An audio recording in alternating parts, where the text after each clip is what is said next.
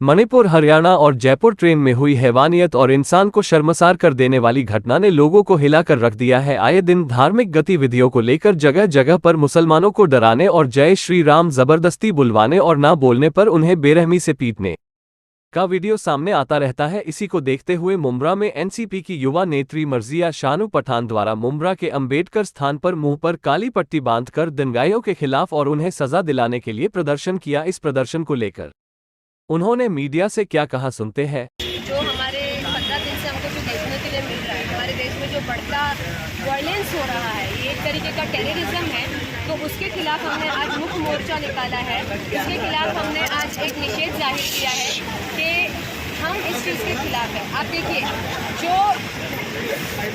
जो चलती ट्रेन में एक ऑफिसर अपने सीनियर ऑफिसर को गोली मार देता है और उसी के साथ में 2 मुसलमान लोगों को गोली मार देता है, तो योगी मोदी कहो नहीं तो गोली मार देंगे।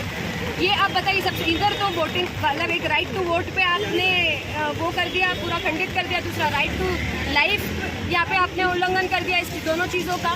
प्लस पब्लिक ट्रांसपोर्ट में आप ऐसे हैवानियत दिखा रहे हैं, तो यानी आप क्या ही बच गया है ना। हैवानियत का हर इन लोगों ने हर हैवानियत की लाइन क्रॉस कर दी है। मणिपुर में महिलाओं को, मैं महिलाओं के बारे में ज़्यादा बात करती हूँ हमेशा, मणिपुर में महिलाओं को बिना कपड़ों के परेड कराई जा रही है, गैंग रेप किया जा रहा है। वहीं दिल्ली में हमारी जो रेसलर महिलाएं हैं, जो हमारे देश के लिए गोल्ड लाती हैं, उनको जानवरों की तरह डिटेन किया जा रहा है, क्योंकि उन्होंने एक मोलेस्टेशन के केस फाइल किए थे एक महान पुरुष के ऊपर, तो उनको डिटेन किया जा रहा है जानवरों की तरह। तो आप जानिए, जो हमारे देश में जो महिलाएं गोल्ड ला रही है हमारे लिए, हमको गर्व महसूस करा रही है जो एज एन इंडियन, वो महिलाओं का ये हाल है, तो आम महिलाओं का क्या हाल है। उसके बाद अभी आपने देखा होगा 2 दिन पहले हरियाणा में शोभा यात्रा में किस तरीके के राइट्स की गए, उसके पीछे का कारण कोई आपको नहीं, शायद लोगों को ना पता हो, पर मैं आपको बताना चाहती हूँ। 2 लोगों ने, जिन लोगों ने फरवरी में बेकसूर लोगों को गाड़ी में ट्रक में घुसा के मारा था, उन 2 लोगों ने एक वीडियो वायरल की कि हम ये शोभा यात्रा में आ रहे हैं, आप हमारा स्वागत कीजिए, जीजा आ रहा है, हार डालो, फूल डालो, ऐसी डिफेंसिव बातें कर उन्होंने राइट्स का माहौल तैयार किया। अभी जहाँ पर इतनी बड़ी यात्राएं होती है, वहाँ का जो इंटरनेट कनेक्शन है उसको वीक किया जाता है, वहाँ पे डेफिनेटली बहुत सारी पुलिस सिक्योरिटीज होती है, तो क्यों नहीं ये सारी चीज़ें वहाँ पर मौजूद थी। और एक इंसान जो भड़काऊ भाषण कर रहा है, उसके अकाउंट पे 2-2, 3-3 लाख फॉलोवर्स है, वो अकाउंट को बैन क्यों नहीं किया जा रहा है। तो ये सारे लॉ एंड ऑर्डर हमारी कंट्री का हिल चुका है बुरी तरीके से। कॉन्स्टिट्यूशन में अलग अलग इंसान के अलग अलग रोल बताए जाते हैं, अलग अलग चीज़ों को लेके अलग अलग लॉज बताए जाते हैं, अलग अलग रूल्स है। सारी चीज़ें बस हमने एक बुक की तरह रख दिया है, उसका यूज़ ही नहीं आ रहा, क्योंकि जिसका जो मर्जी चाह रही है, जो लोग ऊपर बैठे वो कर रहे हैं। कोई लॉ एंड ऑर्डर का ध्यान नहीं दिया जा रहा है। कह रहे हैं कि पाकिस्तान जाओ, क्यों जाए हम पाकिस्तान। हमारे हिस्ट्री जानती है कि किसका कितना खून बहा है हमारे देश की आज़ादी में, और हम इंडिया में बाई चॉइस है, बाई चांस नहीं है, तो हम क्यों हमारा देश छोड़ के जाएंगे। हम हमारे देश से प्यार करते हैं बहुत। एक्चुअली में तो काफ़ी सारा यूथ जा रहा है छोड़ के इंडिया, बाहर की कंट्रीज में सर्व करने के लिए। तो कभी आपने जाना है कि उसका रीज़न क्या है, क्योंकि हम इकोनॉमिक में फेल है। हमने लोगों को जॉब देने के बदले उनके हाथों में हथियार थमा दिए, देशभक्ति के नाम पे उनके हाथों में हमने, फेक ईगो के नाम पे हमने उनके हाथों में हथियार थमा दिए कि जाओ लड़ो आपस में। तो जैसे मणिपुर का हाल हुआ है, जैसे हरियाणा का, तो महाराष्ट्र में भी ये चीज़ें हो सकती है। महाराष्ट्र दूर थोड़ी ना है, हमारे पूरे देश भर में ये चीज़ें हो सकती है। अगर लोग चौकन्ने नहीं हुए, अगर लोगों ने इस चीज़ पर अपना निषेध शांतिपूर्वक जाहिर नहीं किया, अगर हमने अपने राइट्स नहीं बताए बाहर, तो हो सकता है कि महाराष्ट्र, मुंबई में भी ये हाल किया जाए।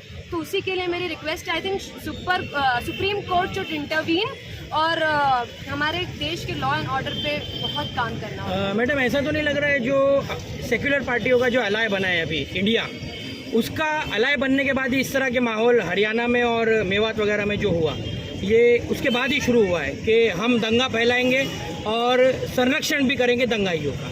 तो कहीं ये एक तरह से प्रयोगशाला तो नहीं शुरू कर दी गई है। देखिए, मैं तो यहाँ पर बचपन से पली बड़ी हूँ, तो मेरे हिसाब से तो मैंने एक 8-10 साल में ही इतनी डिस्टर्बिंग चीज़ें देखी है। दंगा तो बेशक अभी हुआ है, पर सिचुएशंस ऐसी बहुत सारी अलायंस से पहले भी हुई है। फरवरी में लोगों को घुसा के मारा गया है, आपको पता है। तो ये तो एक बैक टू बैक कुछ ना कुछ चीज़ें हैं जिससे 2024 के इलेक्शन पे थोड़ा फ़ायदा हो जाए। अगर जो लोग जागरूक हो रहे हैं उनको वापस से दबाने के लिए एक तरीके की हमको टैक्टिक है। रोड पे तो पहले नारे लगते थे, अब तो विधान भवन में भी गद्दार और पाकिस्तान चले जाओ जैसे नारे लग रहे। तो कितना ये हिंदुस्तान ये कि कगार पे जा रहा है कि किस दिशा में जा रहा है ये? यस, मुझे पता है कि आप क्या बारे में बात कर रहे हैं। इनफैक्ट मैं और मेरे वालिद हम सुबह में इसी बारे में बात कर रहे थे कि हमारा देश किस दिशा में जा रहा है। कि एक इंसान जो रिप्रेजेंटेटिव है, बैठा है विधानसभा में, उनको ऐसी बातें की जा रही। मतलब हम एक सेंस ऑफ रिस्पेक्ट भूल चुके एक दूसरे के लिए। इतनी नफरत एक कैंसर की तरह। आप बताओ 8-10 साल से एक ही चीज़ पे आप काम करोगे कंटिन्यूसली। हर टारगेट ऑडियंस, हर एज ग्रुप को टारगेट किया गया। पहले तो आप देखते रहोगे कि जो बूढ़े बुजुर्ग होते थे और पुराने ज़माने के लोग होते थे, उनके दिमाग में थोड़ी बहुत स्टीरियोटिपिकल चीज़ें होती थी। बट अभी यंग बच्चों के अंदर ये सब चीज़ें हैं। स्कूल्स में एक दूसरे के लोग भेदभाव कर रहे हैं। अरे ये वो जात का, ये वो जात का, ये वो जात का। अरे हमारे भारत की नींव ये है ही नहीं।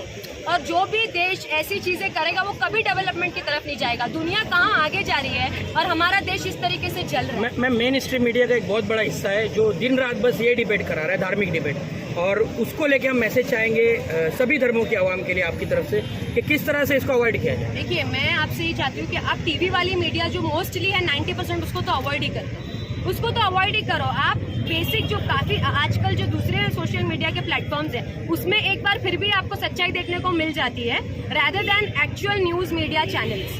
तो कुछ ऑथेंटिक है तो आप उनको फॉलो कीजिए, नहीं तो आप वो देखिए ही मत।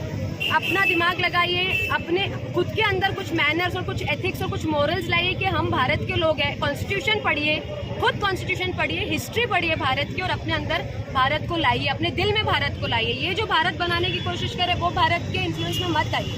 जो भारत हमारा भारत था उस भारत के बारे में सोचिए और उसको अपने दिल में उतारिए। Thank you.